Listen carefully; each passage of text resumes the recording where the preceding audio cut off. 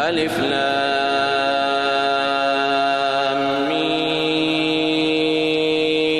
را تلك آيات الكتاب والذي أنزل إليك من ربك الحق ولكن أكثر الناس لا يؤمنون الله الذي رفع السماوات بغير عمد ترونها ثم استوى على العرش وسخر الشمس والقمر كل يجري لأجل مسمى يدبر الأمر يفصل الآيات لعلكم بلقاء ربكم توقنون وهو الذي مد الأرض وجعل فيها رواسي وأنهارا ومن كل الثمرات جعل فيها زوجين اثنين يغشي الليل النهار إن في ذلك لآيات لقوم يتفكرون وفي الأرض قطع متجاورات وجنات من أعناب وزرع ونخيل صنوان وغير صنوان يسقى بماء واحد ونفضل بعضها على بعض في الأكل إن في ذلك لآيات لقوم يعقلون وإن تعجب فعجب قولهم أإذا كنا ترابا أإنا لفي خلق جديد أولئك الذين كفروا بربهم وأولئك الأغلال في أعناقهم وأولئك أصحاب النار هم فيها خالدون ويستعجلونك بالسيئة قبل الحسنة وقد خلت من قبلهم المثلات وإن ربك لذو مغفرة للناس على ظلمهم وإن ربك لشديد العقاب ويقول الذين كفروا لولا أنزل عليه آية من ربه إنما أنت منذر ولكل قوم هاد الله يعلم ما تحمل كل أنثى وما تغيض الأرحام وما تزداد وكل شيء عنده بمقدار عالم الغيب والشهادة الكبير المتعال سواء منكم من أسر القول ومن جهر به ومن هو مستخف بالليل وسارب بالنهار له معقبات من بين يديه ومن خلفه يحفظونه من أمر الله إن الله لا يغير ما بقوم حتى يغيروا ما بأنفسهم وإذا أراد الله بقوم سوءا فلا مرد له وما لهم من دونه من وال هو الذي يريكم البرق خوفا وطمعا وينشئ السحاب الثقال ويسبح الرعد بحمده والملائكة من خيفته ويرسل الصواعق فيصيب بها من يشاء وهم يجادلون في الله وهو شديد المحال له دعوة الحق والذين يدعون من دونه لا يستجيبون لهم بشيء إلا كباسط كفيه إلى الماء ليبلغ فاه وما هو ببالغه وما دعاء الكافرين إلا في ضلال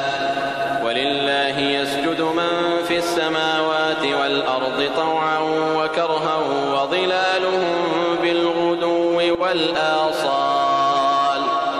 قل من رب السماوات والأرض قل الله قل أفاتخذتم من دونه أولياء لا يملكون لأنفسهم نفعا ولا ضرا قل هل يستوي الأعمى والبصير أم هل تستوي الظلمات والنور أم جعلوا لله شركاء خلقوا كخلقه فتشابه الخلق عليهم قل الله خالق كل شيء وهو الواحد القهار أنزل من السماء ماء فسالت أودية بقدرها فاحتمل السيل زبدا رابيا ومما يوقدون عليه في النار ابتغاء حلية أو متاع زبد مثله كذلك يضرب الله الحق والباطل فأما الزبد فيذهب جفاء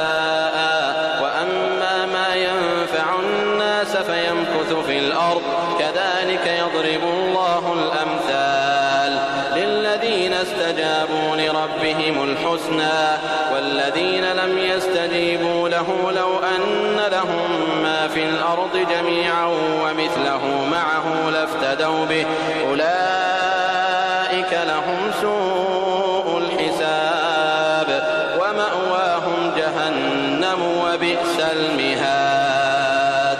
أفمن يعلم أنما أنزل إليك من ربك الحق كمن هو أعمى إنما يتذكر أولو الألباب الذين يوفون بعهد الله ولا ينقضون الميثاق والذين يصلون ما أمر الله به أن يوصل ويخشون ربهم ويخافون سوء الحساب والذين صبروا ابتغاء وجه ربهم وأقاموا الصلاة وأنفقوا مما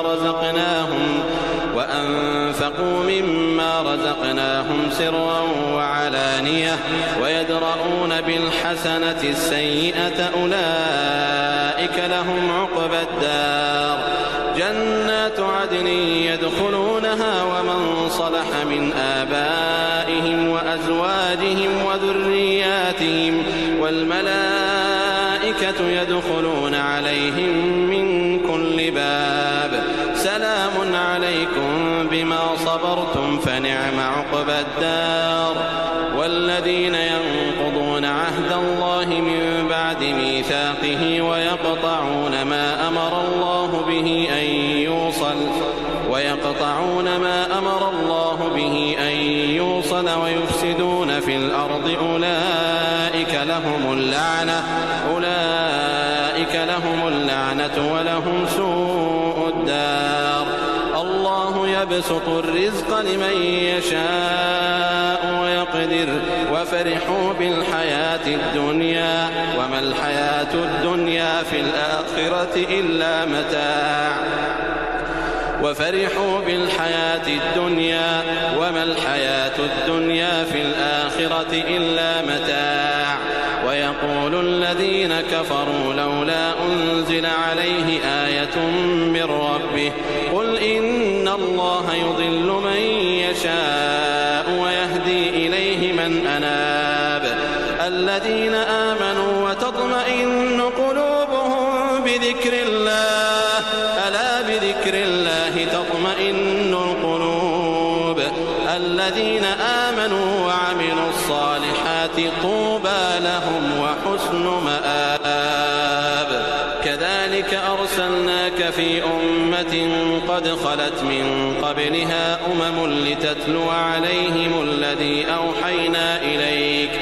لتتلو عليهم الذي أوحينا إليك وهم يكفرون بالرحمن قل هو ربي لا إله إلا هو عليه توكلت وإليه متاب ولو أن قرآنا سيرت به الجبال أو قطعت به الأرض أو كلم به الموتى بل لله الأمر جميعا أفلم ييأس الذين آمنوا أن لو يشاء الله لهدى الناس جميعا ولا يزال الذين كفروا تصيبهم بما صنعوا قارعة أو تحل